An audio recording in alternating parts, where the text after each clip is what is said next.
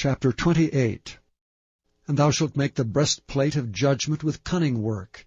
After the work of the ephod thou shalt make it, of gold, of blue, and of purple, and of scarlet, and of fine twined linen shalt thou make it. 4 square it shall be, being doubled. A span shall be the length thereof, and a span shall be the breadth thereof. And thou shalt set in it settings of stones, even 4 rows of stones. The first row shall be a sardius, a topaz, and a carbuncle. This shall be the first row. And the second row shall be an emerald, a sapphire, and a diamond. And the third row a ligure, an agate, and an amethyst. And the fourth row a beryl, and an onyx, and a jasper. They shall be set in gold in their enclosings. And the stones shall be with the names of the children of Israel, 12 according to their names, like the engravings of a signet. Every one with his name shall they be, according to the 12 tribes. And thou shalt make upon the breastplate chains at the ends of wreathen work of pure gold. And thou shalt make upon the breastplate 2 rings of gold, and shalt put the 2 rings on the 2 ends of the breastplate.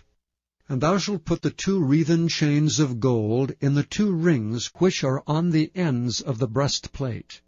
And the other 2 ends, the 2 wreathen chains, shalt thou fasten in the 2 ouches, and put them on the shoulder pieces of the ephod before it.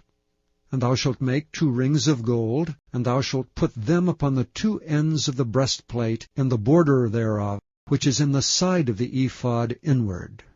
And 2 other rings of gold thou shalt make, and shalt put them on the 2 sides of the ephod underneath, toward the forepart thereof, over against the other coupling thereof, above the curious girdle of the ephod.